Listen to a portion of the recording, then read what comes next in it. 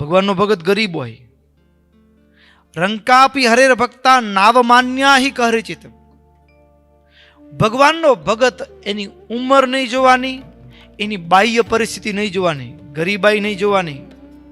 અત્યારે ભક્તો કહેતા દુઃખ થાય કે મોટા મોટા ઉત્સવ સમયા હોય ત્યારે આપણે એ ભગવાનના ભક્તોનો આદર સત્કાર કરતા હોઈએ છીએ. અત્યારે આ વસ્તુ ચૂકાય છે. ધનના આધારે વ્યક્તિની નાનપ મોટપ અને એનો આદર સત્કાર થાય છે, પણ એની ભક્તિના આધારે એનો આદર સત્કાર થતો નથી.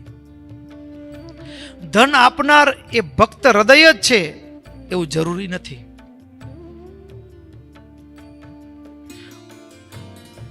સમયે ભક્તો વાસ્તવમાં એવો ભગત હોય કે જેના રોમે રોમમાં ભગવાન વસ્યા હોય, એવો ભગત એનું આપણે પૂજન પણ ન કરી શક્યા, એનું સન્માન નથી કરી શક્યા. પણ જે બધા કુલક્ષણોથી યુક્ત છે અને દાન આપે છે, હવે દાન આપે છે એ પણ પોતાના કુલક્ષણોને ઢાંકવા માટે આપે છે, અને એને મોટો હાર પહેરાવી સન્માન કરી, અરે આ ભક્તો તો મોટા દાનવીર છે, અને એના કુલક્ષણો છે એ એની પ્રશંસામાં, સાધુના મુખે થતી પ્રશંસામાં ઢંકાઈ જાય છે. લોક જાણે છે, એના નિંદિત કર્મને જાણે છે.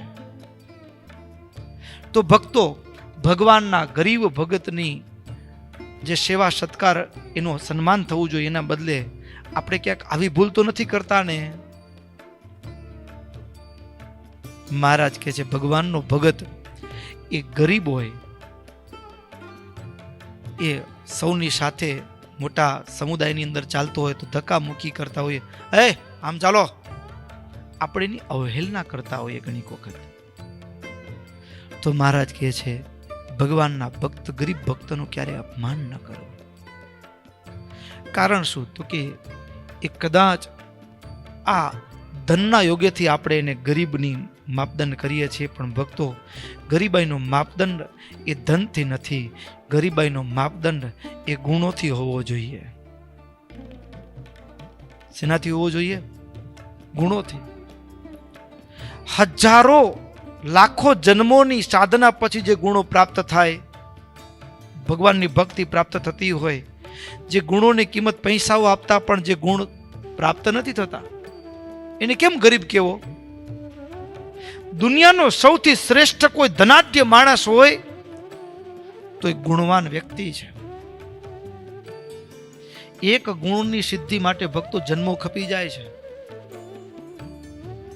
જન્મો ખપી જાય છે. એ ગુણોનો રાજા છે. અને એ ગુણોનો રાજા કેવો? ભક્તો આપણે એને ગરીબ કહેશું? સબરીને ગરીબ કહેશું?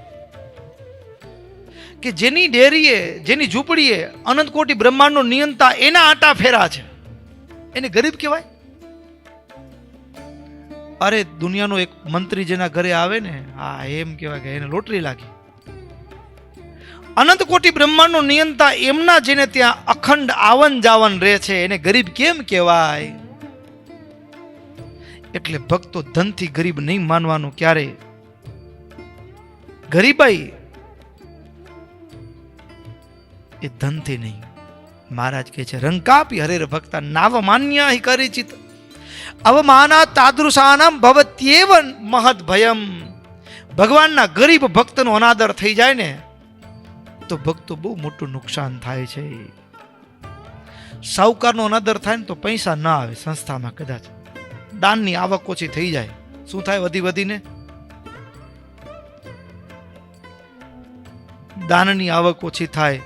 પણ ભક્તો ગરીબ ભગતનો અપરાધ થાય ને તો કદાચ લાખો રૂપિયા આવતા હોય, મોટા મોટા બિલ્ડિંગો ખડકેલા હોય, પણ મંદિર શમશાન જેવું કોઈ ભક્તોને આવવાનું મન ન થાય.